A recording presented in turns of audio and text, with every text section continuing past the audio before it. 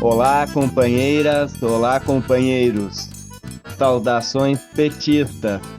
Sejam todos muito bem-vindos e muito bem-vinda a mais uma edição do podcast Em Tempos de Guerra, a Esperança é Vermelha. Hoje é segunda-feira, dia 26 de setembro. Estamos a 6 dias das eleições do primeiro turno. Eu sou o Marcos Jacob e conduzo a conversa junto com você. Neste episódio, apresentamos a resolução da Direção Nacional da Tendência Petista, Articulação de Esquerda. O companheiro Walter Pomar repercute a declaração à nação de Ciro Gomes. Já a companheira Tânia Mandarino nos traz suas observações diretamente do leste europeu sobre o referendo da anexação à Rússia das regiões separatistas e ocupadas na Ucrânia. E Maurício Marino, militante de esquerda residente em Turim, e Giancarlo Summa, jornalista ítalo-brasileiro, analisam as eleições italianas que ocorreram neste domingo, dia 25.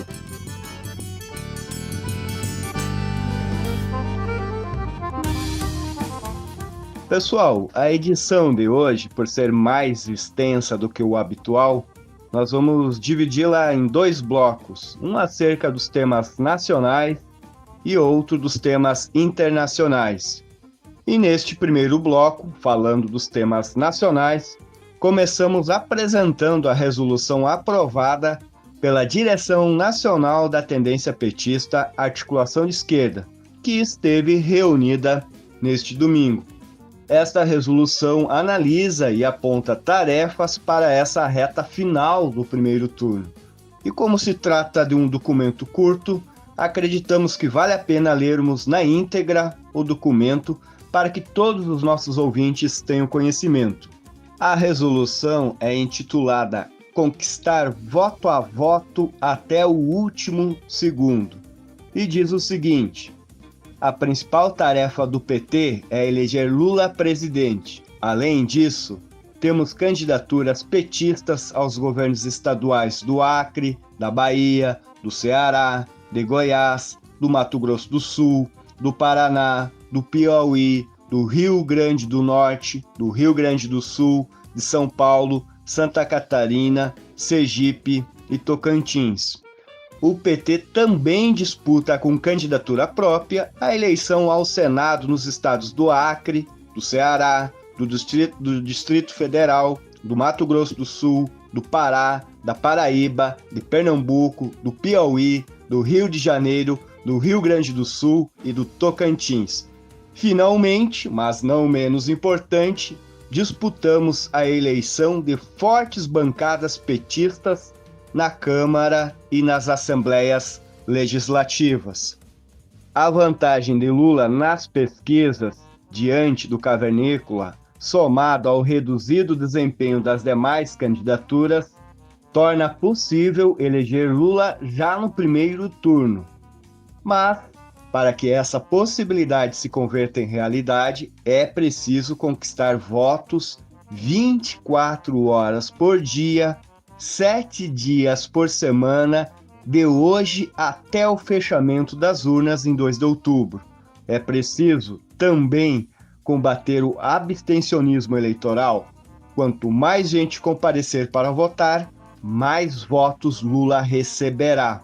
Além disso, é preciso combater o medo e a sabotagem, que inclui a pressão de empresários, o lockout no transporte público, a violência contra a livre manifestação dos eleitores de esquerda, a manipulação das mesas por parte de dezenas de milhares de mesários bolsonaristas.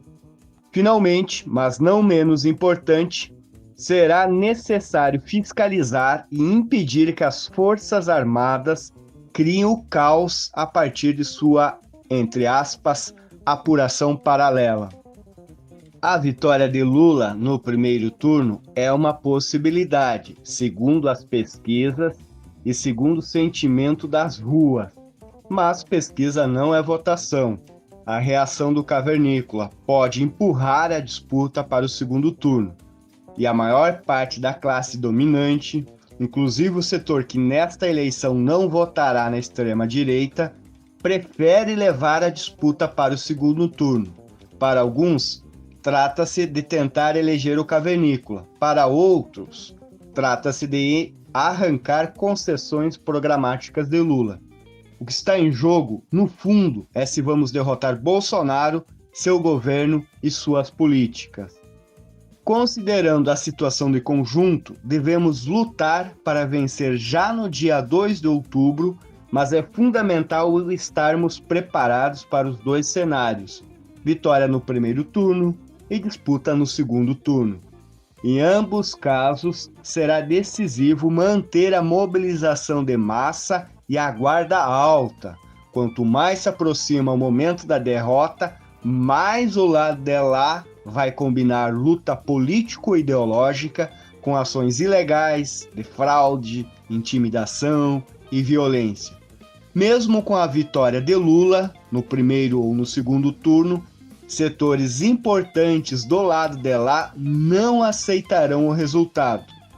Em cada cidade do país, cabe à direção do partido, em consulta com os aliados e com os movimentos sociais, definir onde e como será feito o acompanhamento público da apuração, tomando-se todos os cuidados para proteger a integridade de nossa militância, nossas sedes e nossas lideranças. Nossa melhor defesa contra a violência cavernícola é nosso número, nossa organização e nossa vigilância. Em caso de vitória já no primeiro turno, faremos uma grande comemoração sem baixar a guarda e nos preparando para a disputa de segundo turno nos estados. Em caso da disputa presidencial continuar no segundo turno, a comemoração servirá para dar o tom da reta final no país e nos estados onde estivermos no segundo turno. Quando se começa uma batalha, ninguém sabe o desfecho, mas quem não busca vencer nunca alcança vitórias. E sem esperança não há vitória. E a melhor esperança é aquela motivada por tudo aquilo que a cor vermelha simboliza para nós. Um Brasil de igualdade, bem-estar, liberdade, soberania e desenvolvimento para 215 milhões de brasileiros e de brasileiras. Viva o povo brasileiro, viva a classe trabalhadora, viva o socialismo, viva o PT. Lula já. E assim se encerra a resolução da Direção Nacional da Tendência Petista, Articulação de Esquerda. Bom, pessoal, continuando na pauta nacional, vamos falar de Ciro Gomes, que ontem comunicou em suas redes sociais que faria no dia de hoje um, entre aspas, pronunciamento à nação, fecha aspas.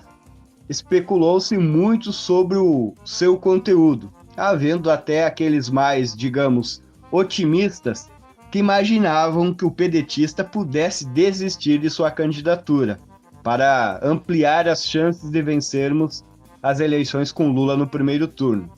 Mas não havia nenhum sinal nesse sentido. Pelo contrário, há semanas que Ciro vem atacando com muita virulência Lula e o PT. E o tal manifesto parece ter sido mais do mesmo. Sobre a declaração de Ciro, vamos escutar o companheiro Walter Pomar, professor da Universidade Federal do ABC e membro do Diretório Nacional do Partido dos Trabalhadores. Olá, ouvintes do podcast, comandado pelo Marcos Jacobi e antes comandado pelo Patrick Araújo, hoje candidato a deputado federal pelo PT de Pernambuco. No domingo, 25 de setembro, houve uma grande mobilização nacional em favor da candidatura Lula. E na segunda, 26 de setembro, houve uma importante super live, também em favor da candidatura Lula. Confesso que eu gostaria muito de falar tanto da mobilização quanto da super live, mas não foi essa a tarefa que me deram. A tarefa que me deram foi falar para os ouvintes do podcast sobre o pronunciamento à nação feito pelo Coronel Gomes. Por incrível que possa parecer, pouco antes do tal pronunciamento à nação ocorrer, gente boa especulou de público sobre a possibilidade do Coronel Gomes retirar a sua candidatura. Como é óbvio, não foi nada disso que ocorreu. O que o Coronel Gomes fez no tal pronunciamento à nação foi reafirmar sua condição de linha auxiliar do bolsonarismo. Falei óbvio, mas quero me corrigir. É óbvio para nós que há muito tempo criticamos o Coronel Gomes, a quem não consideramos alguém de esquerda. Mas muita gente no campo democrático popular se deixou enganar por este senhor, no passado distante ou no passado recente. Talvez inebriado pelo discurso do Coronel Gomes, especialmente quando ele enche a boca para falar contra o capital financeiro. Mas quando a gente abre o papel de embrulho, o conteúdo é um velho conhecido da classe trabalhadora brasileira. Um projeto de desenvolvimento imposto de cima para baixo, de forma autoritária e conservadora. Nós vimos isso na ditadura militar e vimos isso em outros momentos da história do país. Um modelo de desenvolvimento que reserva para a classe trabalhadora, na melhor das hipóteses, o lugar de objeto, nunca de sujeito autônomo. E um projeto de desenvolvimento que coloca no comando ou as Forças Armadas ou um candidato a Bonaparte, como é este senhor Coronel Gomes. E é importante dizer que este Coronel Gomes de 2022, que é linha auxiliar da extrema-direita contra o PT, contra a esquerda, é o mesmo de 2018 e é o mesmo de momentos anteriores. No plano pessoal, um mitômano, e no plano programático, um defensor desse conservadorismo autoritário. Felizmente, hoje mais pessoas percebem que é assim que as coisas são. Quando dizemos que o Coronel Gomes é linha auxiliar do cavernícola, nos referimos, entre outras coisas, ao fato de que, ao manter a sua candidatura, o Coronel Gomes ajuda o cavernícola a ir ao segundo turno. Mas justiça seja feita. O cavernícola não é o único que quer um segundo turno. O segundo turno também é um desejo da maior parte da classe dominante brasileira, incluindo aí os setores cavernícolas da classe dominante e os setores direita gourmet da classe dominante. Uns e outros querem o segundo turno, os primeiros para que o cavernícola possa ter mais uma chance. Os segundos, porque esperam arrancar concessões de Lula num eventual segundo turno. Portanto, ao manter sua candidatura, o Coronel Gomes faz o jogo, ao mesmo tempo, do cavernícola e da maior parte da classe dominante. E aqui vale um parênteses. Volta e meia, alguém diz: é uma irresponsabilidade ajudar o cavernícola a ir para o segundo turno, porque num segundo turno o cavernícola fará de tudo e ameaçará as liberdades democráticas. Verdade, verdade.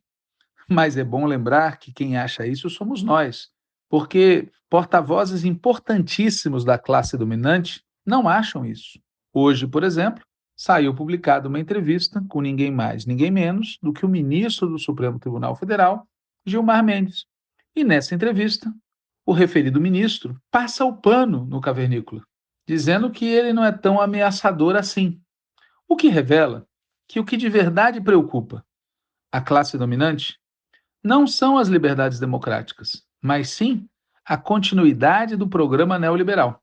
E é por isso que eles majoritariamente querem um segundo turno. Porque, seja com Bolsonaro, eles terão esse programa, e, se não for com Bolsonaro, eles podem usar a ameaça que Bolsonaro constitui à democracia para, na cabeça deles, forçar Lula a fazer concessões. Dinheiro em primeiro lugar. É esse o lema dessa gente. E o Coronel Gomes? O que ele ganha com isso? Primeiro, como já foi dito, afaga a sua própria mitomania. Como naquela piada acerca de alguém nascido num país vizinho escala o próprio ego e salta, se suicidando assim. Mas, para além disso, existem interesses muito práticos. Por exemplo, o de se manter como uma alternativa para o futuro, por exemplo, para 2026. E antes que alguém ache isso absurdo, mirem o que acaba de ocorrer na Itália. Houve uma vitória da extrema-direita, de diferentes setores da extrema-direita unificados, liderada por alguém que, na reeleição anterior, teve uma votação padrão Coronel Gomes. Por isso, diferente dos que ontem amavam o Coronel Gomes e hoje o execram, nós que não amávamos o Coronel Gomes e também o execramos, achamos importante atentar para o conteúdo do seu discurso, porque no futuro próximo nós o enfrentaremos, assim como o enfrentaremos o neoliberalismo e o neofascismo. Vejamos então algumas das ideias do Manifesto à Nação, lido pelo Coronel Gomes no dia 26 de setembro de 2022. Já no primeiro parágrafo do seu Manifesto à Nação, Coronel Gomes se apresenta como integrante de um movimento nacionalista. E isso é um dos motivos pelos quais ele ilude muita gente. O nacionalismo, a defesa da soberania nacional, a luta contra o imperialismo são traços importantes da esquerda brasileira, ontem e hoje. Mas é preciso prestar atenção ao fato de que, nos tempos atuais, existe um nacionalismo de direita, neofascista, intitulado por alguns de soberanismo. E, aliás, dentro do PDT, existe uma corrente de extrema direita soberanista, que é uma das mais fortes defensoras da candidatura do Coronel Gomes. O tipo de nacionalismo que o Coronel Gomes defende, limpado da retórica, é aparentado com o nacionalismo da direita. Outro elemento importante do Manifesto à Nação do Coronel Gomes é sua crítica à, abre aspas, aliança com as forças do atraso, fecha aspas, que, no dizer dele, os outros estariam fazendo. É inevitável aqui a comparação com o Cavernícola. O Cavernícola também se apresentou como o candidato antissistema. Até hoje, uma parte dos apoiadores do Cavernícola se apresentam assim. Isso apesar do Cavernícola ter sido deputado federal por 27 anos e ter o apoio de sólidas instituições nacionais. De maneira similar, o Coronel Gomes está buscando um lugar de porta-voz do antissistema. Ele percebe que uma das razões do sucesso do Cavernícola foi ter, ao mesmo tempo, um pé nas instituições e um pé no discurso antissistêmico. E o Coronel Gomes busca vestir essa roupa, essa fantasia, porque ele percebe que mais cedo ou mais tarde pode dar certo para ele. Um terceiro aspecto importante do Manifesto à Nação do Coronel Gomes é sua tentativa de vitimização. Ele se apresenta, as palavras são dele, como vítima de uma gigantesca e virulenta campanha nacional e internacional para a retirada da sua candidatura. Claro que há um elemento de mitomania envolvido, né? Ele se acha mais importante do que efetivamente é.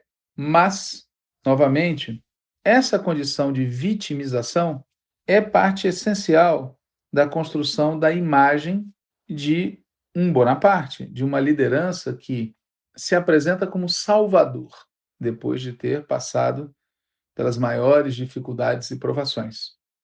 Um quarto aspecto importante do Manifesto à Nação do Coronel Gomes é a comparação que ele faz entre o Cavernícola e Lula.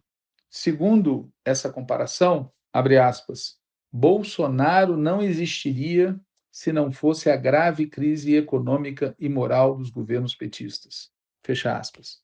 Ou seja, a classe dominante, o imperialismo, a crise econômica mundial, os setores médios conservadores, as forças armadas, os meios de comunicação, o aparato judicial, os pentecostais, o crime organizado, a maioria conservadora do Congresso Nacional, nada disso é relevante.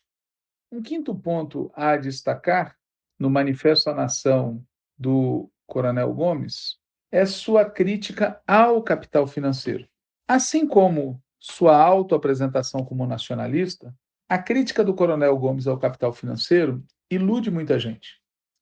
É bom lembrar, para simplificar as coisas, que a extrema-direita, nos anos 20 e 30, também fazia isso. Atacava a esquerda, atacava o imperialismo e atacava os banqueiros. Nada de novo há sobre o sol. Só se engana quem quer.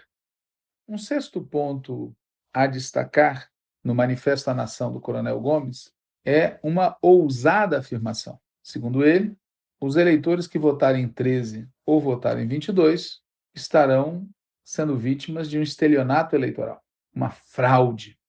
Notem que essa afirmação aponta para uma tática frente ao próximo governo. O Coronel Gomes não vai desistir. 2022, se depender dele, não será sua última aventura eleitoral. Noutra oportunidade, desenvolveremos melhor cada um desses pontos. Mas, neste momento, eu queria destacar uma última questão. A cada dia que passa, o eleitorado que resta ao Coronel Gomes é um eleitorado obnubilado pelo antipetismo e pelo antilulismo. Por isso, gente, vamos esquecer desse povo. Se queremos ganhar as eleições, no primeiro ou no segundo turno, foco no povão, especialmente foco naqueles que estão falando em votar branco, votar nulo ou se ausentar do processo eleitoral. É aí que está o segredo da vitória. Obrigado, Walter, pelo seu comentário e pela sua análise. Bom, pessoal, esse foi o bloco com os temas nacionais. Faremos um segundo bloco com temas internacionais, abordando em particular o plebiscito da anexação à Rússia nas regiões separatistas e ocupadas na Ucrânia e também as eleições legislativas na Itália, que aconteceram ontem e que deram vitória à extrema-direita. Como se pode observar, o cenário internacional está cada vez mais instável, seja qual for o ponto de vista que adotarmos. E é esse o nosso propósito, na medida das nossas condições e das nossas possibilidades, avaliarmos esses cenários com os nossos convidados.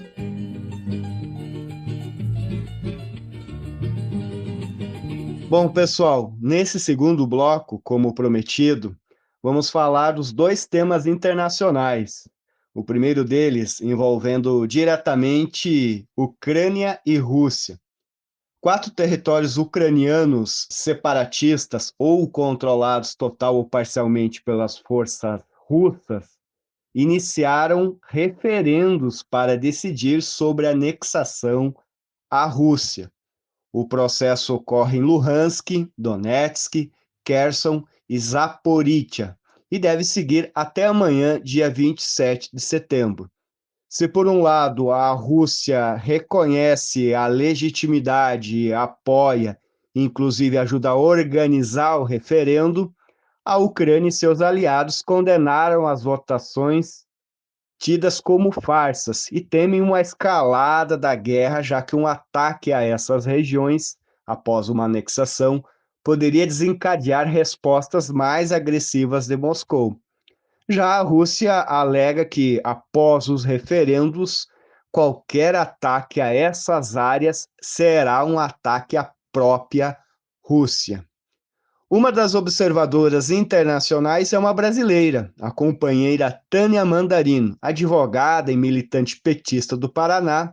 Ela está acompanhando o processo eleitoral in loco e nos fala das suas observações e impressões. Bom dia, Marcos. Bom dia, ouvintes do nosso podcast.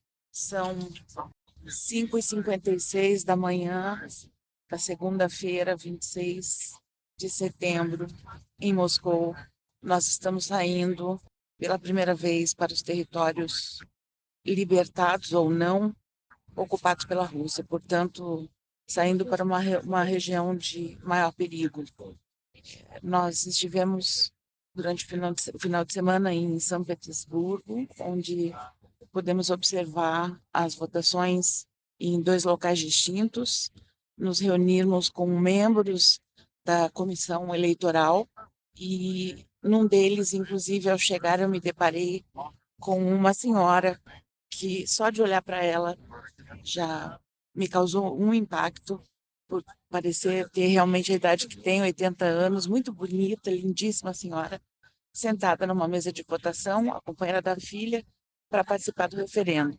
Eu então pedi a Helena, a camarada que fala português e esteve comigo o tempo todo em São Petersburgo, que consultasse essa senhora para me dizer se ela poderia conversar comigo, me dizer algumas palavras, me responder algumas questões, nem que fosse apenas por um arquivo por uma gravação de áudio, já que existe muito medo de boa parte das pessoas que estão indo votar. Tanto que tem nos locais de votação uma cabine azul, uma espécie de uma lona, onde quem quer votar sem ser visto, vota ali dentro daquela cabine. E essa senhora, que eu não sei o nome, porque não quis perguntar, né?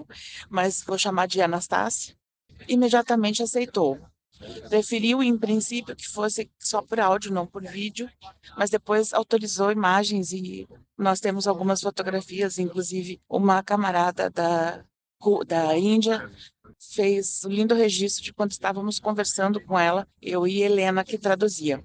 Essa senhora tinha um sorriso de muita esperança e um olhar também profundo que nos olhava dentro dos olhos para responder e dizer que ela deseja a anexação, que ela teve que sair de Lugansk porque destruíram um apartamento muito bonito dela, que ela tinha lá, de 3 quartos, jogando uma granada, né?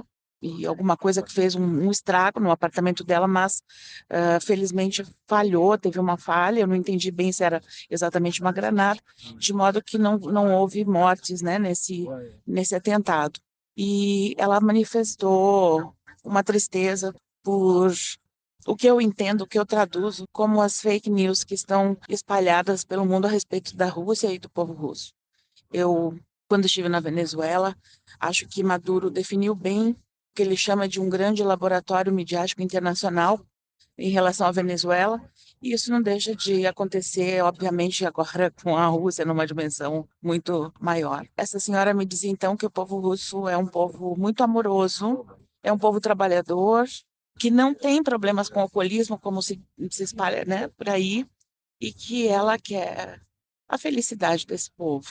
Eu perguntei para ela, ao final da conversa, que não foi longa, foi uma conversa breve, como vocês podem imaginar, se eu poderia abraçá-la. E ela imediatamente se voltou para mim, se aproximou de mim, me abraçou calorosamente, fortemente. Uma energia muito bacana ver essa senhora de 80 anos, esperançada, cheia de esperança no processo do referendo de anexação de Lugansk, que é de onde ela é.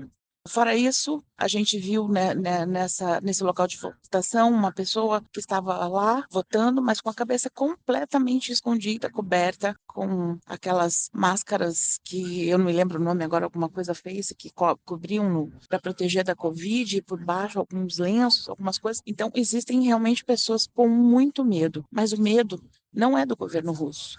O medo das retaliações, né, e do que os ucranianos, do que a Ucrânia, na verdade, estão a serviço, né, desses interesses que não tem a ver com as anexações possam fazer para eles.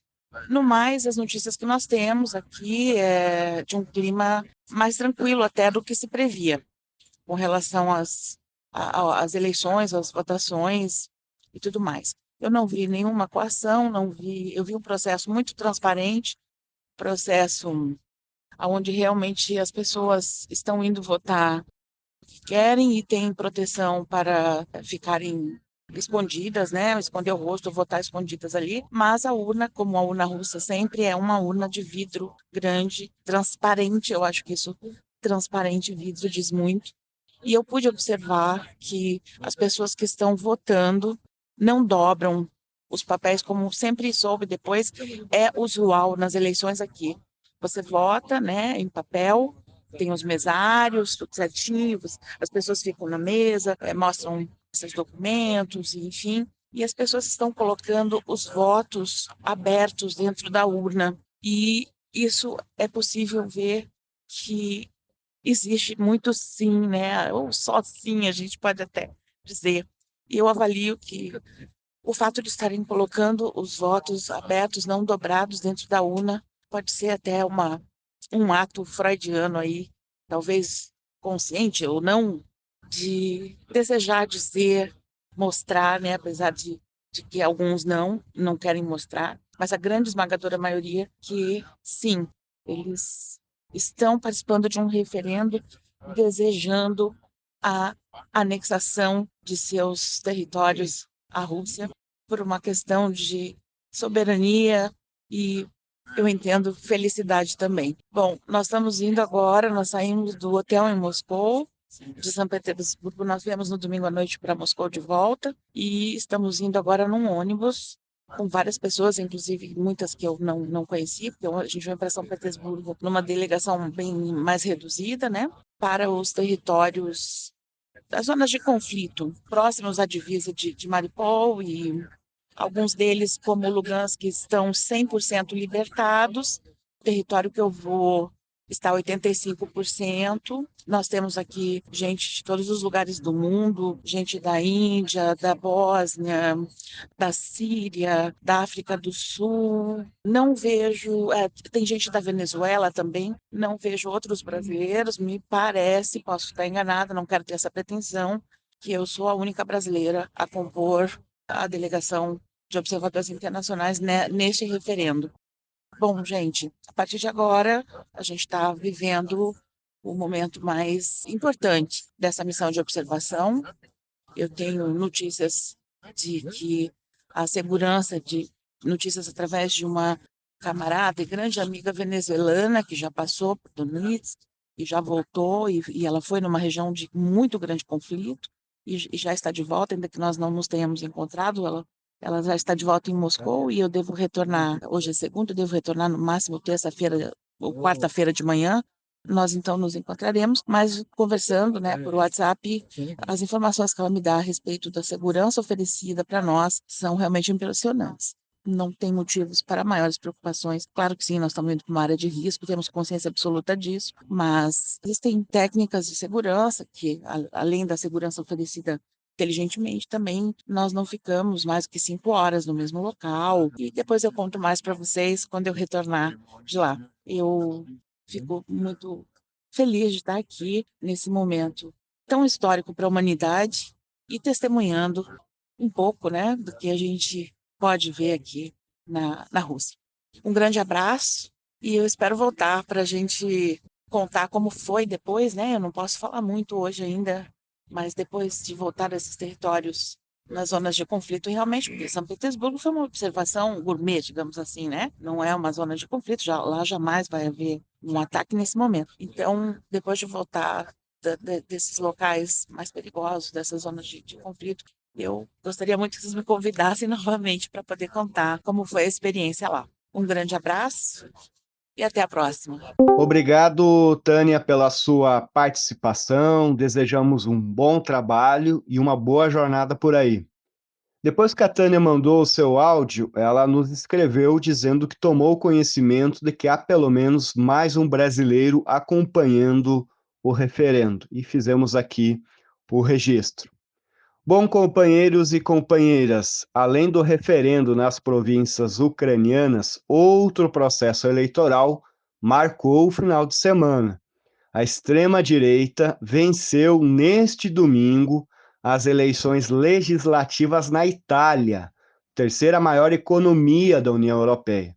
E é sobre este resultado eleitoral e seus significados políticos que vamos escutar dois companheiros, o Maurício Marino, que é militante de esquerda e residente em Turim, na Itália, e Giancarlo Summa, que é jornalista ítalo-brasileiro e hoje reside em Paris, na França. É importante destacar que, como as eleições ocorreram ontem, os balanços políticos, sejam na Itália, fora dela, ou mesmo no Brasil, ainda estão em construção. E, portanto, não necessariamente as opiniões, as análises aqui manifestadas coincidem com as opiniões editoriais do podcast ou da tendência petista articulação de esquerda. Dito isso, vamos ouvir então o camarada Maurício Marino. Bom dia, companheiros e companheiras. Eu sou Maurizio Marino, estou falando da Itália, da cidade de Turim. O Walter Pomar me pediu para fazer pequeno pensamento sobre a triste situação que estamos enfrentando. Ontem, domingo 25, teve as eleições para a formação do novo parlamento, da Câmara dos Deputados e dos Senadores. Como já era nas previsões, a direita ganhou com um prazo bastante grande sobre a área de centro-esquerda e uma área pequena que se apresentou de centro.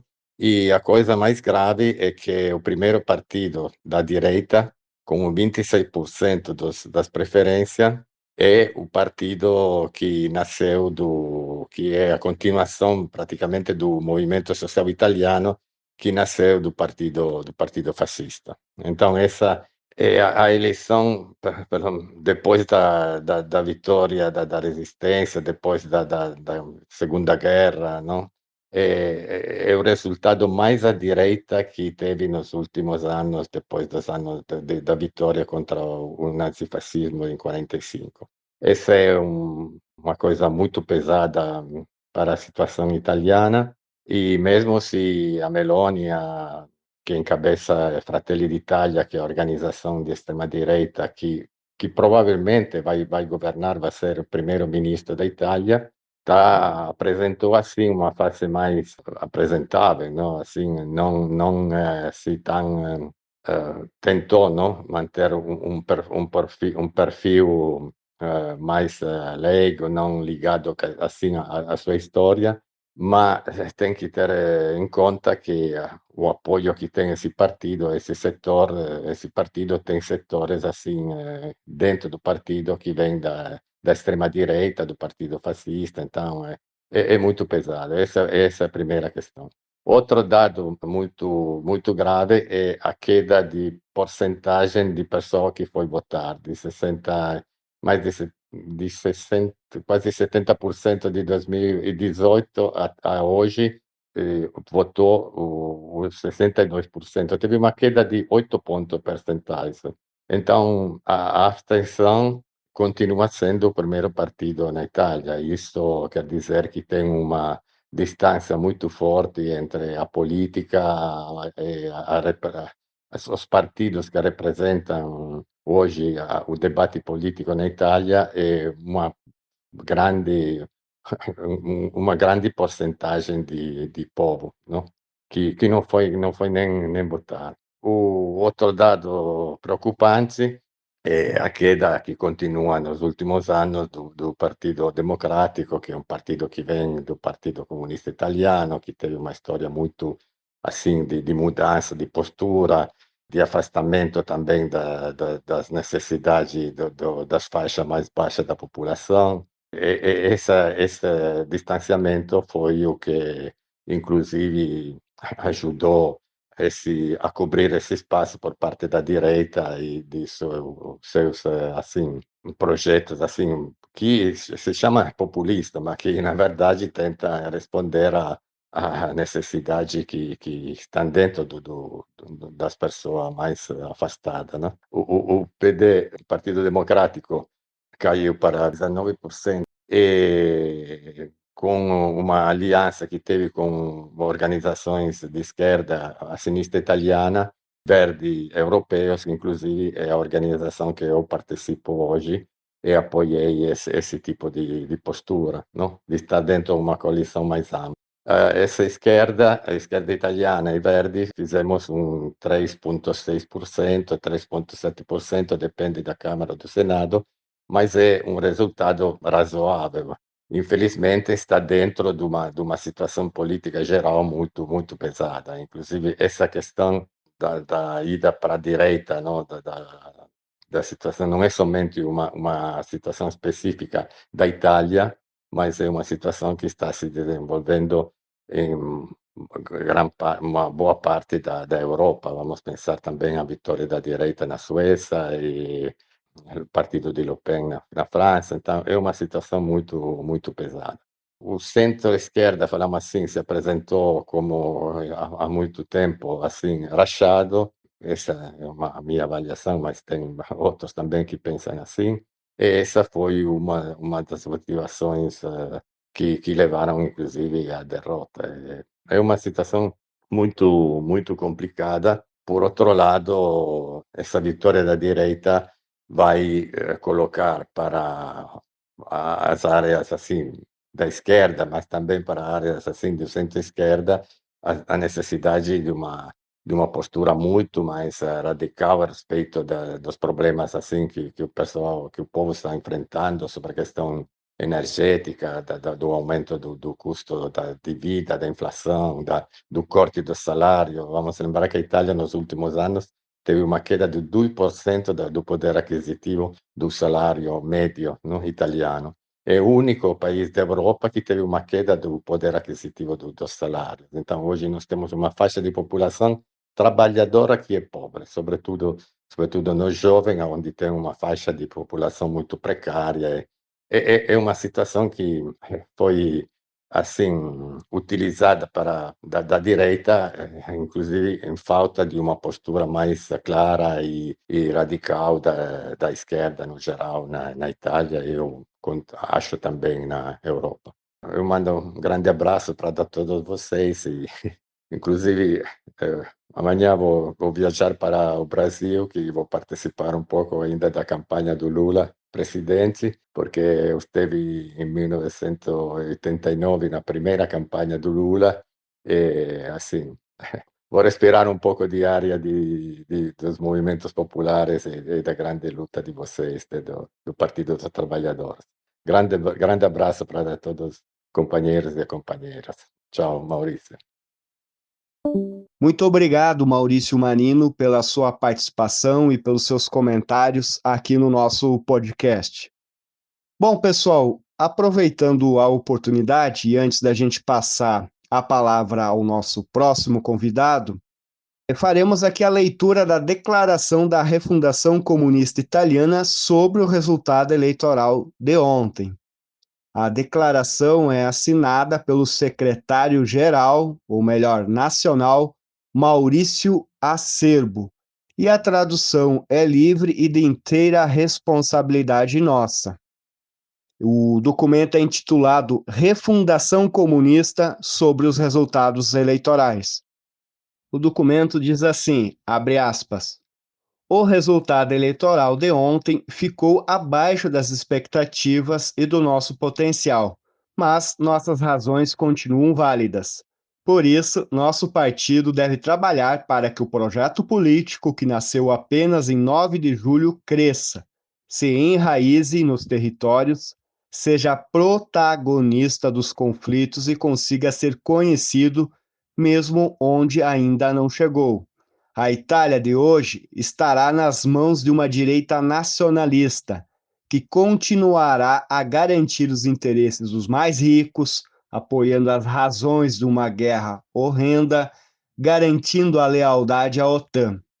Os herdeiros de Mussolini, 100 anos depois, chegam ao poder graças, sobretudo, às opções políticas do Partido Democrata e seus aliados, que só levaram a piorar as condições de vida de quem trabalha ou não tem renda. Como no resto da Europa, quando políticas neoliberais implacáveis são perseguidas por forças autoproclamadas progressistas, as pessoas se afastam da política. A participação eleitoral é a mais baixa desde a guerra, ou seja, se juntam a um partido de direita que faz promessas destinadas a serem desmentidas. Contra ambos os lados, para um país em que os recursos são destinados à saúde, escola, serviços e não para armar exércitos ou contribuir para a destruição do planeta, é preciso construir uma verdadeira resistência social e política. União Popular é o início deste caminho em que a refundação comunista quer ser um protagonista ativo. Quero agradecer aos companheiros que, por todos os meios, se comprometeram nesta curta, mas muito cansativa campanha eleitoral. A partir de hoje, começamos de novo, somando novas forças e construindo aquela participação real que a democracia italiana não garante mais. Fecha aspas, Maurício Acerbo, secretário nacional do Partido Refundação Comunista. Pessoal, para analisar também o resultado eleitoral italiano, contamos com outra contribuição, como já foi dito anteriormente nessa edição, do companheiro Giancarlo Summa, que é jornalista ítalo-brasileiro, já morou aqui no Brasil e trabalhou em vários meios de comunicação. Hoje ele reside em Paris, na França, mas acompanha a situação política na Itália e nos fala de suas interpretações do que ocorreu, do que aconteceu ontem, a partir de agora. Bom dia, boa tarde, boa noite. Aqui é Giancarlo Summa, eu sou um jornalista ítalo-brasileiro, italiano. Trabalhei por muitos anos no Brasil, em vários órgãos de imprensa no Brasil. Trabalhei na comunicação das campanhas do Lula em 2002 e 2006. Atualmente estou morando em Paris, na França, e evidentemente acompanhei atentamente e com muito pesar os resultados das eleições políticas na Itália que se deram no dia de ontem, no domingo 25 de setembro de 2022. Foram eleições muito significativas, únicas, na história do segundo pós-guerra, depois da Segunda Guerra Mundial na Itália. A coalizão que ganhou as eleições, como vocês todos devem saber, foi uma coalizão de extrema-direita, sendo que o partido que teve mais votos, digamos, o partido que se afirmou como principal partido italiano, foi um partido chamado Fratelli d'Italia, Irmãos da Itália, liderado por uma mulher, Giorgia Meloni, que será provavelmente a indicada escolhida pelo Presidente da República para ser a próxima primeira-ministra da Itália. Giorgia Meloni, líder desse Irmãos da Itália, Fratelli d'Italia, podemos dizer, uma herdeira política mais ou menos direta, bis neta, digamos, politicamente, mas na razza politica diretta do fascismo italiano. O fascismo che terminò come regime politico em 1945, quando os fascistas, os nazifascistas foram derrotados na Segunda Guerra Mundial. Mussolini foi executado pelos partisanos na Itália, e depois se estabeleceram governos democráticos.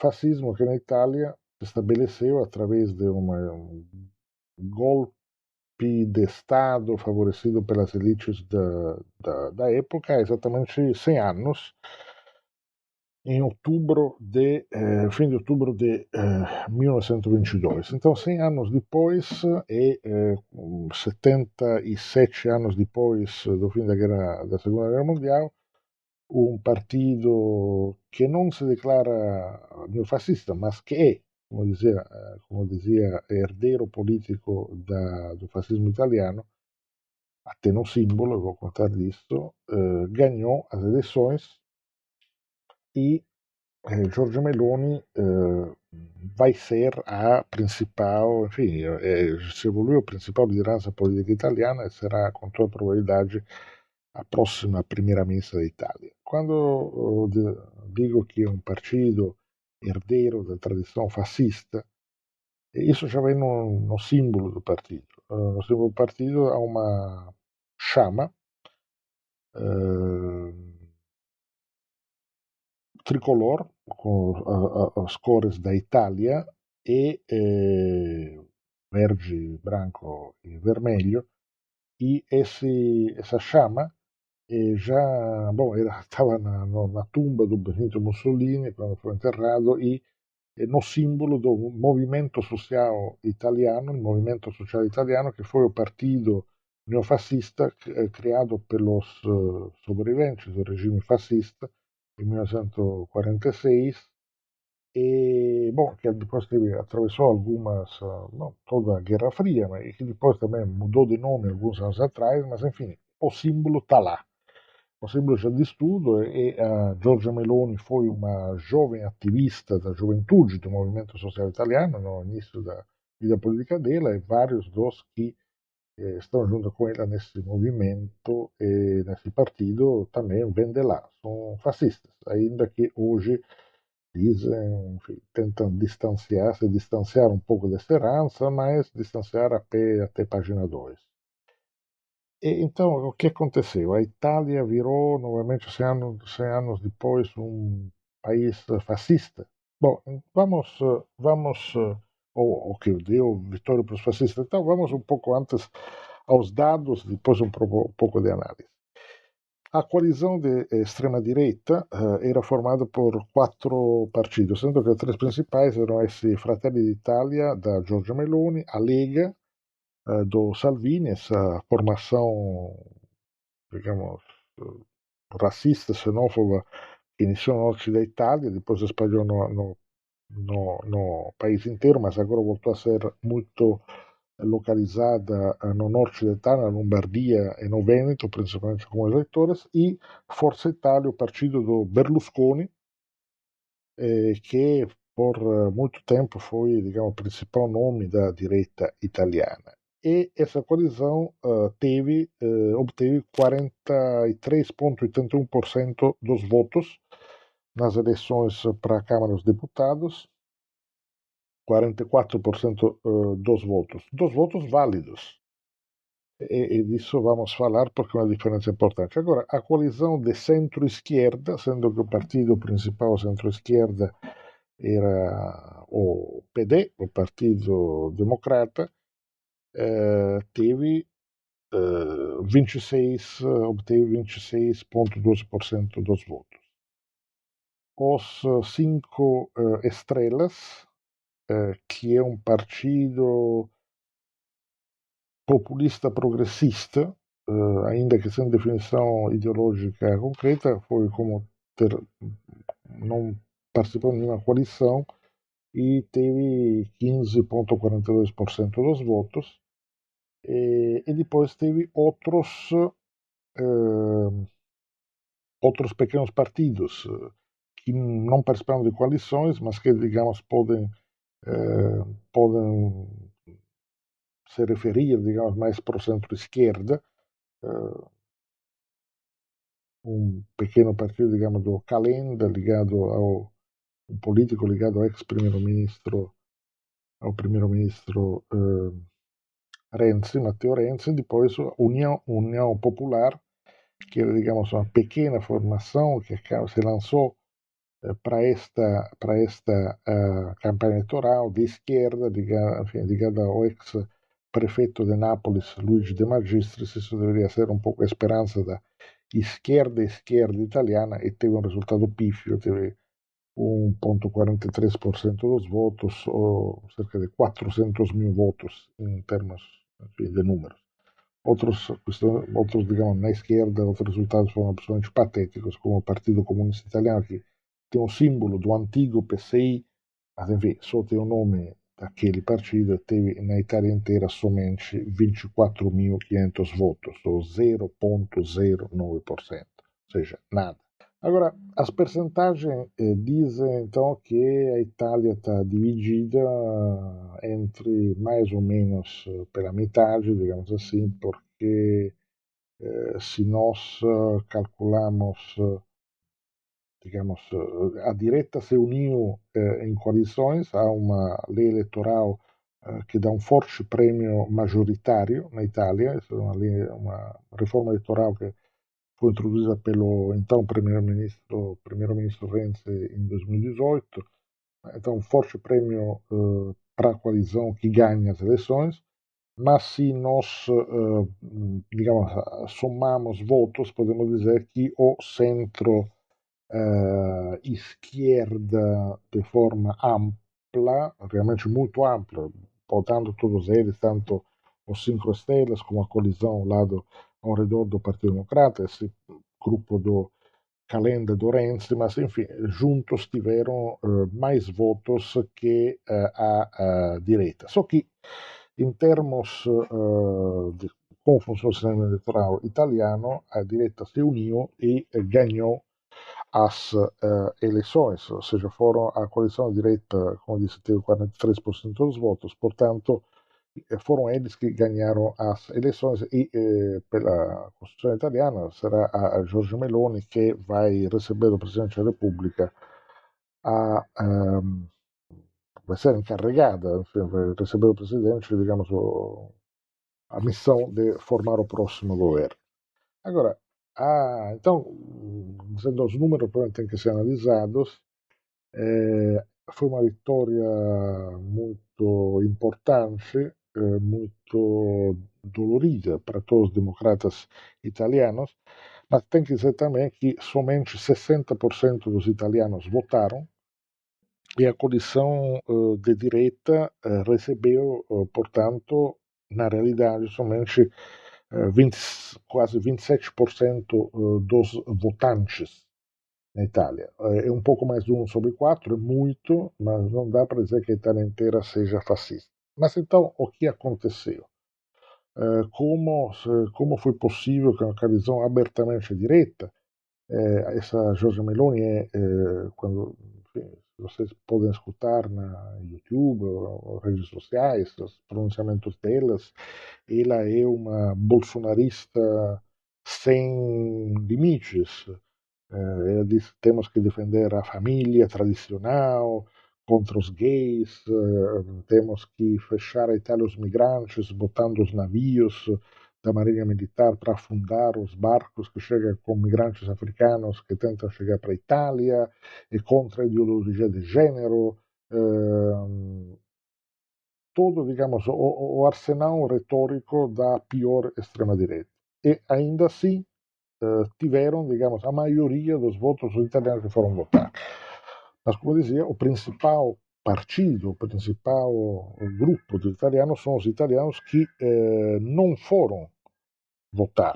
Então, 40% dos italianos não foram votar. Na Itália não há obrigação de voto, o direito não é obrigatório. É um chamado direito de ver na Constituição, mas essencialmente não é obrigatório, não há sanção, não precisa nem pagar multa, nada, pode simplesmente não ir votar. Mas teve tradicionalmente uma forte participação ao voto que foi diminuindo ao longo das últimas décadas. E, portanto, então, hoje o principal partido italiano são os que não vão votar. E entre os que vão votar, a direita se uniu, apesar das diferenças, dos ódios entre eles, se uniu e teve uma importante afirmação que, como dizia, graças também, apesar enfim, da diferença, digamos que permitirá para eles ter um número absolutamente esmagador, uma maioria esmagadora no Congresso devido à lei eleitoral, ou seja, eles terão um prêmio de maioria que realmente permitirá a eles de governar sozinhos sem muitas preocupações.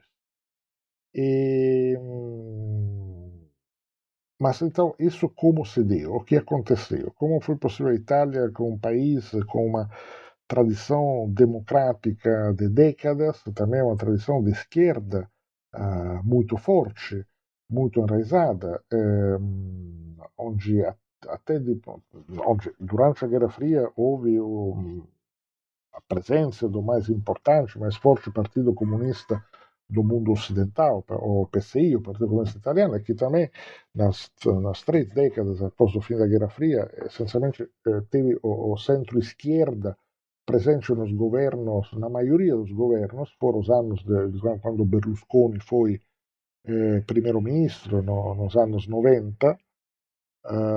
Então, o que aconteceu? Como isso se deu? e o que isso poderá representar para o futuro. Essa é uma discussão longa, não quero me estender muito, mas digamos que a Itália está possivelmente, essa é a minha análise, digamos, análise de politólogos que são um pouco, digamos, divergentes sobre isso, mas essencialmente a Itália é um país ainda rico, é um dos países do G7, das principais economias do mundo, mas é também um país que está, por um lado, envelhecendo e, por um lado, ficando mais pobre a cada ano.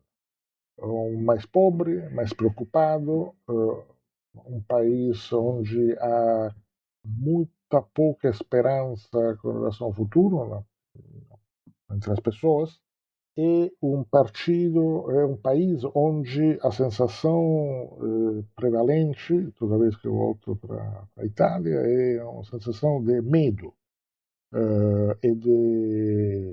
Mas não de medo como no Brasil, para delinquência, criminalidade, ainda que isso seja, na realidade, é um país extremamente tranquilo e seguro, a Itália, mas o medo seja um sentimento explorado pela direita, sempre, enfim, com essa superexposição de casos de criminalidade na televisão, enfim, todos jornalismo desse que explora toda a violência, etc. Evidentemente, ainda mais se os responsáveis de casos de criminalidade são imigrantes, pior ainda se são negros, muçulmanos, etc. Mas é um país que tem muito medo com relação ao futuro, porque é um país que está ficando cada vez mais desigual e, na parte mais pobre, realmente pobre. Há um número que eu acho explica muito do que aconteceu, digamos, vem acontecendo no panorama político italiano. Segundo dados da OCDE, Organização para a Cooperação e Desenvolvimento Econômico, que reúne as principais economias industriais do mundo, entre 1990 e 2020, os salários italianos, o salário médio dos italianos diminuiu em 2,9%. É o único caso na Europa. Em todos os outros países europeus, os salários aumentaram. Quem sabe aumentar nesses 30 anos. Quem sabe aumentar um pouco. A Espanha aumentou 6,2%, Portugal quase 14%, na França 31%, na Alemanha 33%, na Suécia 63%, e não falamos depois dos ex-países do bloco oriental, onde passaram salários muito baixos também pela questão do valor do dólar. Digamos, o país onde mais aumentaram os salários nos últimos 30 anos são a Lituânia, com mais quase 280%, a Estônia 237%, a Letônia 200%, e aí descendo. Mas, digamos, a Itália é um país onde os salários não cresceram por 30 anos, mas diminuíram. Então, os ricos italianos estão cada vez mais ricos e uma parcela crescente da popolação, aproximadamente hoje entre 20% e 25%, está experimentando dificuldades econômicas. Em algumas áreas há também fenômenos de pobreza extrema, de insegurança alimentar, onde as pessoas essencialmente comem o que a solidariedade das pessoas, ou da igreja, ou até um pouco do Estado, o welfare state, etc., permite eles de comer, mas numa situação de empobrecimento da população e de absoluta desconfiança com relação ao futuro, medo com relação ao futuro. Porque parece claro que os filhos terão vidas, do ponto de vista econômico, menos seguras e menos garantidas do que os pais. E ainda mais, isso há uma forte divisão regional na Itália, digamos, o sul da Itália, que é a região de onde eu venho, aliás, que é a parte mais pobre, menos desenvolvida, historicamente da Itália, como se fosse no Nordeste no Brasil, bom, hoje essa situação de desigualdade, portanto, de aumento da pobreza e de desconfiança e medo com relação ao futuro se amplia cada vez mais. Agora, e por que não houve uma resposta, digamos assim, progressista de esquerda a essa situação? Essa é uma pergunta, uma boa pergunta, uma pergunta também extremamente complicada de responder. Essencialmente podemos dizer que nos últimos 11 anos, ou seja, a partir de 2011, desde que terminou o último governo Berlusconi, teve por 11 anos governos essencialmente de centro-esquerda, dizendo isso de forma ampla, no qual o Partido Democrata esteve sempre presente fora um curto período entre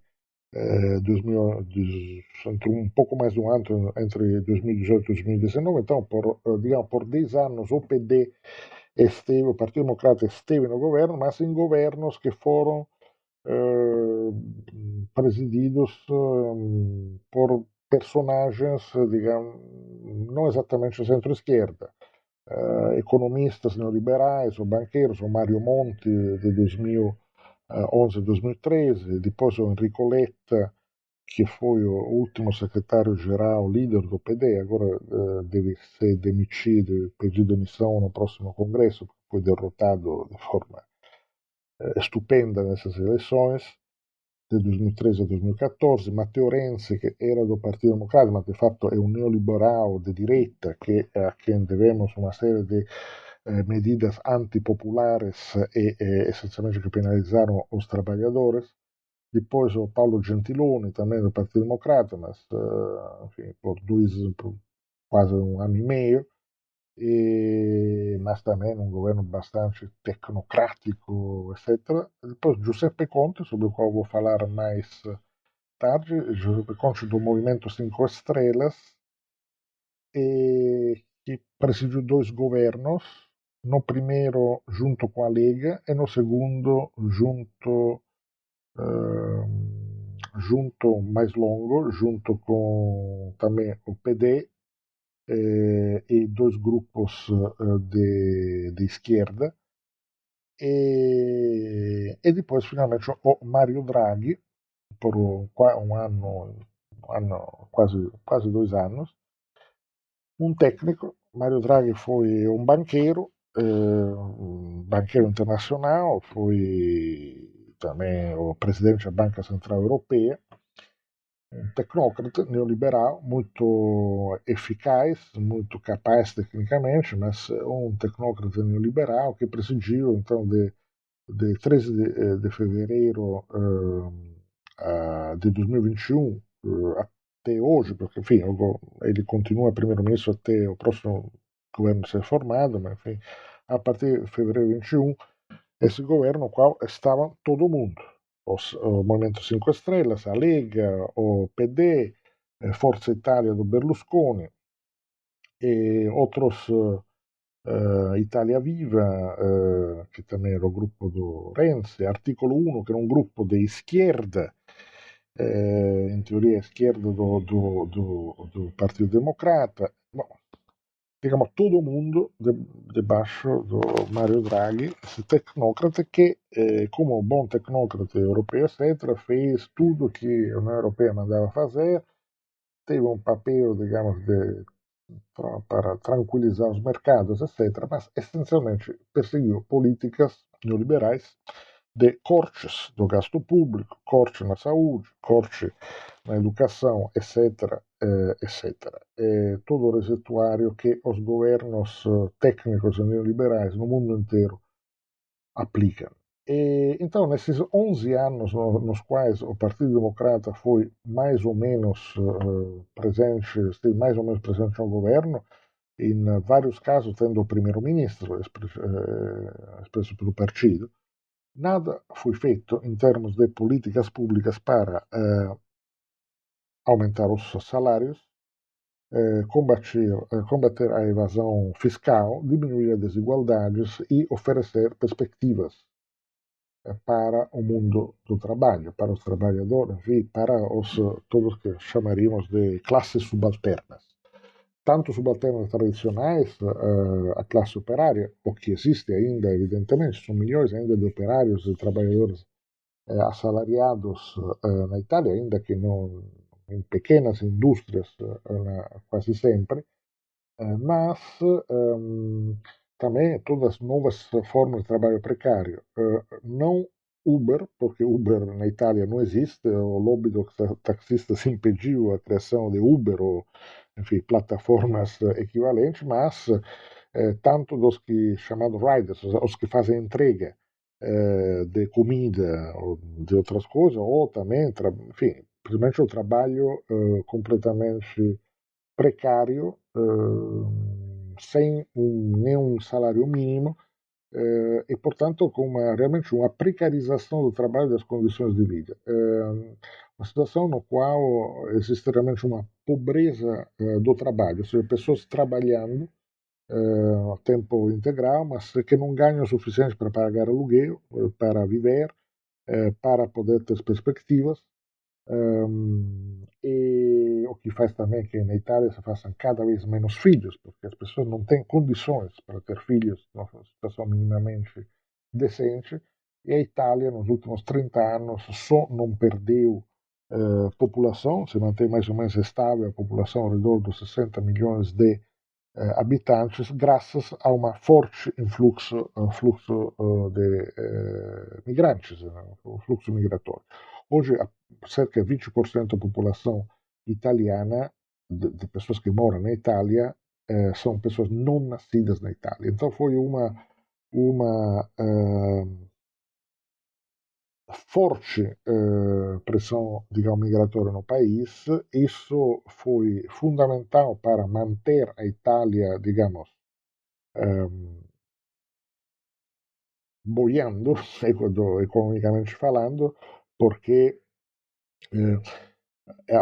digamos, a presença de 12 milhões de imigrantes, etc., também, esses são entre os que fazem filhos, permitiu, digamos, também ter uma certa ainda dinamicidade do país, mais trabalho, as escolas continuam abertas, construindo casas, etc., e com esses trabalhadores que também contribuem para a previdência italiana, para os impostos e, portanto, para pagar aposentadorias para os italianos mais velhos, enquanto jovens italianos, ou não, enfim, a cada vez mais jovens italianos, e todos, se não todos, a maioria dos italianos, dos jovens italianos mais brilhantes, mais intraprendentes, etc., emigram. Há mais de 100 mil jovens italianos que saem do país a cada ano, o que rappresenta uma parcela não pequena, digamos, dos que são formados ou também pós-graduados, etc. Essencialmente, muitos preferem sair do país buscando oportunidades em outras partes do mundo, na Europa principalmente, diante da falta de perspectiva da Itália. Um país, digamos, bloqueado, onde, como dizia, a desigualdade aumenta e não há nenhuma, não houve, e não há nenhuma política, digamos, ativa do ponto de vista fiscal ou de qualquer outro tipo, digamos, de medida para reduzir a desigualdade e redistribuir minimamente as riquezas do país. Porque, como eu dizia, é um país rico, onde os mais ricos se fizeram, se tornaram ainda mais ricos nos últimos 30 anos, mas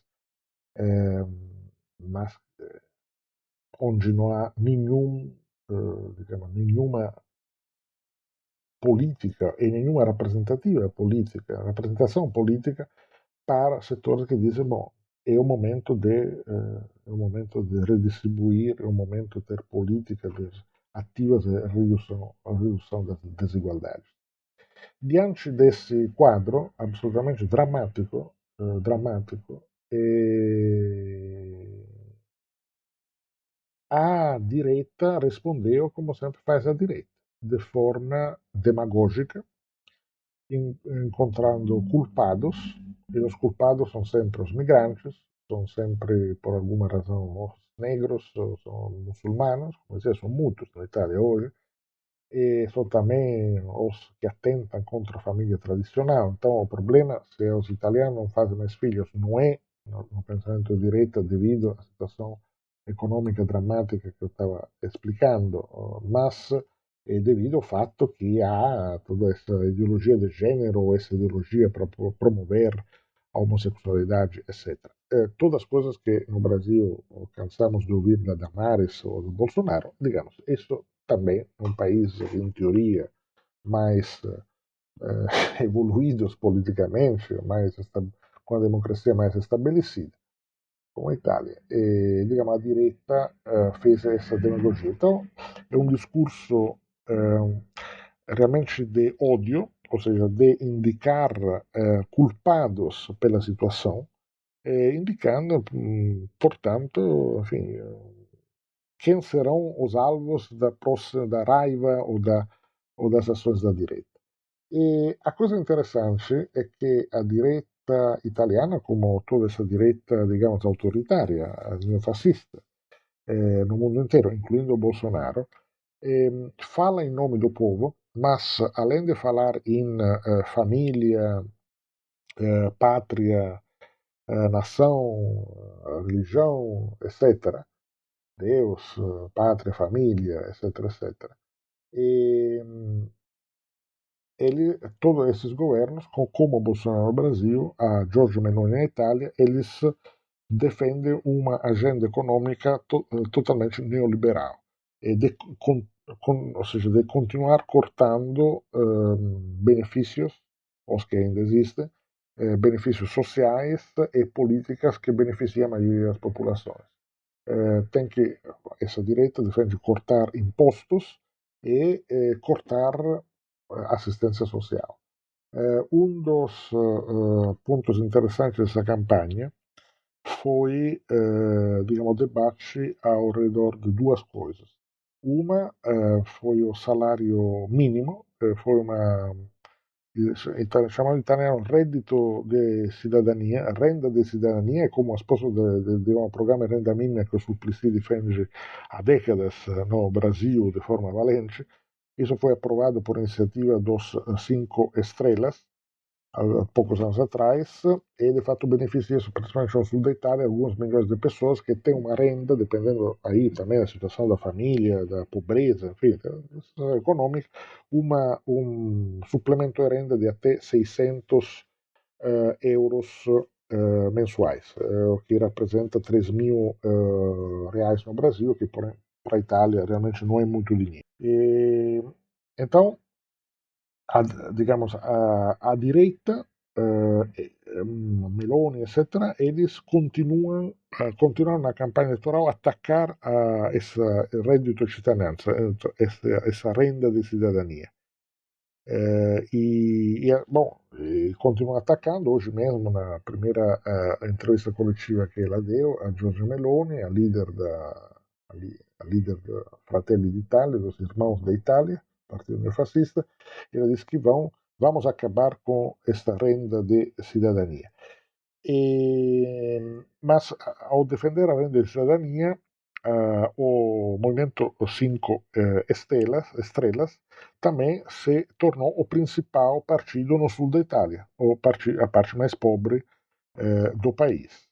Enquanto o Partido Democrata ficou mais ou menos em cima do muro, porque não soube, enfim, de um lado sim temos que fazer, mas também vamos considerar, enfim, tentando de manter todos dentro dessa grande PMDB vagamente de centro-esquerda deles, ou seja, sem tomar nenhuma decisão. Esse centrão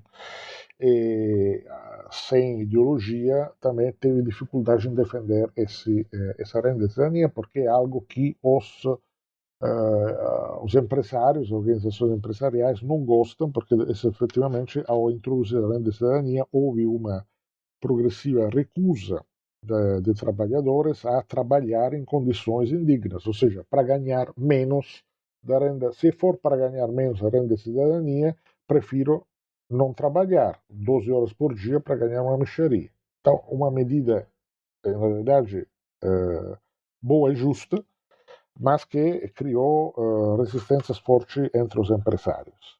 O empresariado, tanto o grande empresariado como o pequeno empresariado. Então, essa foi já uma primeira questão. Então, onde demonstra, ao ter feito uma política minimamente de classe a favor digamos, dos setores subalternos, os Cinco Estrelas, que não são um partido de esquerda, tem realmente um saco de gatos onde tem de tudo, mas também há várias gente que no passado foi eleitor de partidos de esquerda tradicionais, hoje votaram neles porque pelo menos fizeram isso. Outra questão foi a guerra da Ucrânia. E aí é um negócio complicado também, porque a extrema-direita, na Europa como no mundo inteiro, sempre gostou muito do Putin, porque o Putin, não só por Putin ser autoritário e por financiar todos os movimentos de direita na Europa, então teve, digamos, relações muito cordiais também, de dinheiro circulando. A Rússia financiou por anos a Lega do Matteo Salvini, mais que a Fratelli d'Italia. Então, no começo, o Silvio Berlusconi tinha relações ótimas com o Putin, enquanto primeiro-ministro, digamos, mas quando começou a guerra, então os partidos de direita tentaram-se, depois da invasão da Ucrânia por parte da Rússia, os partidos de direita tentaram, digamos, se afastar, digamos, apagar essa sua longa proximidade com a Rússia de Putin, para, digamos, acreditar como partidos de governo, sendo a Itália um membro da OTAN, aliado dos Estados Unidos, etc. Portanto, digamos, havia um problema lá. E os únicos, uma vez mais, que expressaram, digamos, uma posição mais, a meu ver, equilibrada, ou seja, de condenação total da invasão da Ucrânia, que é um atentado contra o direito internacional, contra a Carta da ONU, etc., mas também de não, digamos, abraçar a solução militar, ou seja, não dizer, bom, a Itália agora tem que apoiar de toda forma a OTAN, enviar armas, fazer tudo, sanções, etc. e tal, enfim, digamos, tentar encontrar bem o termo também a favor de uma saída diplomática e também, no caso da Itália, para diminuir o impacto que econômico terrível que já está, digamos, a Itália está sofrendo a causa do corte do gás russo, do fornecimento de gás da Rússia, então é, digamos, aumento brutal do preço da energia. Os únicos que tentaram ter uma posição equilibrada, ou seja, de condenar a invasão da Ucrânia, mas também não colocar o capacete militar da OTAN para dizer vamos para a guerra contra o perigo russo, foram os dos Cinco Estrelas, Giuseppe Conte e os Cinco Estrelas. Enquanto o Partido Democrata e o Draghi, o Partido Democrata, etc., foram completamente, digamos, nesse sentido, tudo contra a Rússia, enfim, sem nenhuma nuance ou moderação em seu discurso. Portanto, se abre agora uma situação extremamente complicada. O que vai acontecer? Um cenário, é difícil, ninguém tem bola de cristal, mas a coalizão de direita, na realidade, não é nem muito coesa, não tá, enfim, tem muitas contradições entre si, também porque a Lega perdeu muito a favor do Fratelli d'Italia, etc. Então, há muitas já fricções entre eles, mas eles precisam um dos outros para poder ter uma maioria para formar o governo, sustentar o governo, ter uma maioria no Congresso. E, ao mesmo tempo, a Europa, a reação da União Europeia é a pior possível, porque, digamos, a Itália é um país relevante e ter mais um país na Europa onde os neofascistas estão estão, digamos, no governo, depois da Hungria, a Suécia, mais recentemente, a Polônia, etc., é realmente algo de extremamente grave e sério e preocupante para o futuro da União Europeia e da democracia na Europa. Então vários analistas prevêem que, digamos, devido às contradições internas da Liga, da inexperiência total que esses senhores têm em termos de governo, de saber como funciona o mundo real, e que possivelmente não muito tempo, em um ano e meio, 2 anos, enfim, essencialmente essa coalizão possa implodir e, portanto, essa experiência de governo da extrema-direita acabar. Isso pode ser um desejo mais que uma realidade?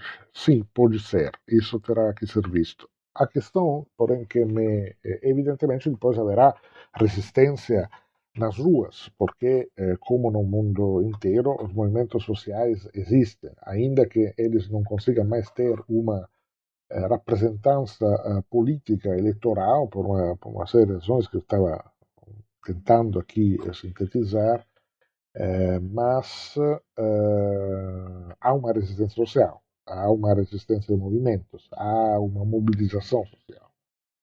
E, portanto, haverá resistência nas praças, haverá também repressão. Então serão períodos muito complicados. Também, evidentemente, quando a crise agora no inverno vai bater as portas com as contas de luz, de aquecimento, etc., que num país, enfim, não é o Brasil, aqui aquecimento é necessário no inverno. Então, o que vai acontecer? Como vai se disputar nas ruas esta nova realidade? Isso será algo a ser visto, será algo a ser realmente acompanhado e com atenção e também com preocupação. Agora, o que falta realmente hoje na Itália é qualquer perspectiva de esquerda organizada. O Cinco Estrelas, como dizia, tem alguns elementos potencialmente interessantes do ponto de vista de plataformas, de alguns, digamos, alguns pontos, alguma referência, etc. Mas não é um partido, é mais um movimento com um líder e com um certo apoio diffuso, ma non è un partito e non è esattamente di schierda.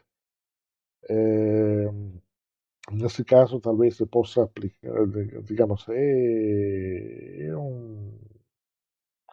o termo populista é sempre muito, por um lado pejorativo, por outro lado muito pouco preciso, então não vou usar esse termo, mas digamos, é uma espécie de partido ônibus de reivindicações, algumas melhores, outras piores, tem de tudo, porque no 5 Estrelas também teve muita gente daqueles que eram Novax, então, ou que agora são contrários a qualquer, sim, são contrários a energias renováveis porque os painéis solares ou as energias eólicas deturpam a paisagem. Enfim, há realmente de tudo. Tem coisas positivas, algumas, e muitas coisas confusas. Mas, digamos, esses possivelmente representarão um ponto de resistência real nas urnas.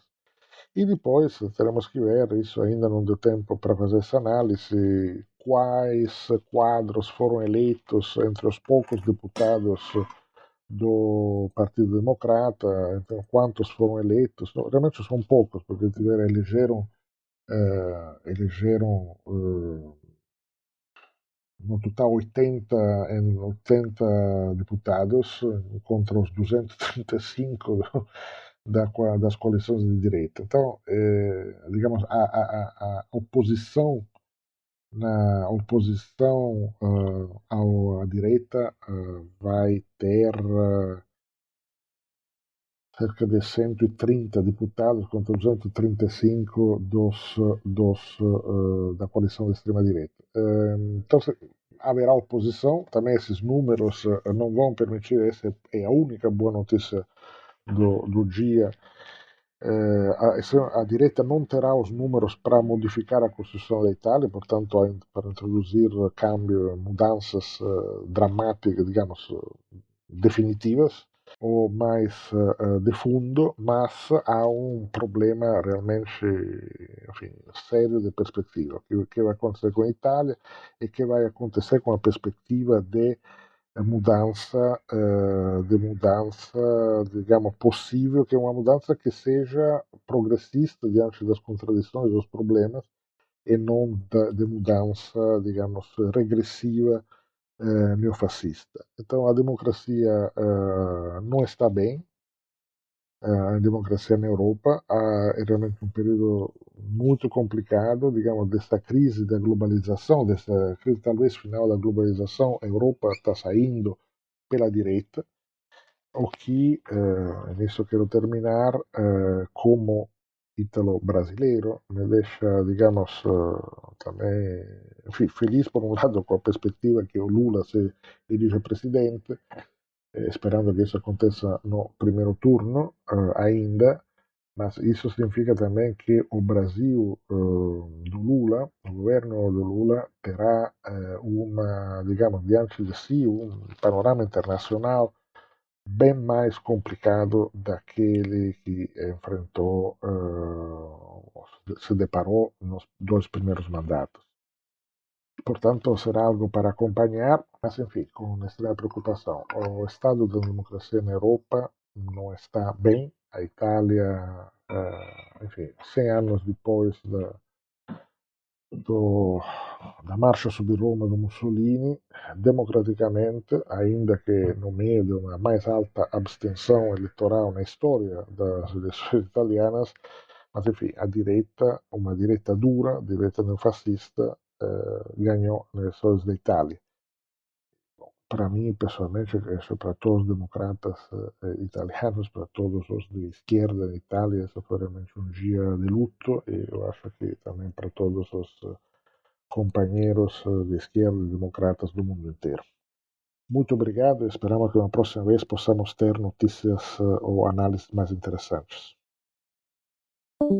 Obrigado, Giancarlo, pela sua análise e pela sua participação aqui no nosso programa. Bom, pessoal, com isso encerramos o episódio de hoje do nosso podcast Em Tempos de Guerra, a Esperança é Vermelha, que é feito inteiramente por meio de troca de áudios em aplicativos de mensagens. Nos encontramos novamente na sexta-feira. Então, até lá! Boa campanha, boa luta e Lula presidente!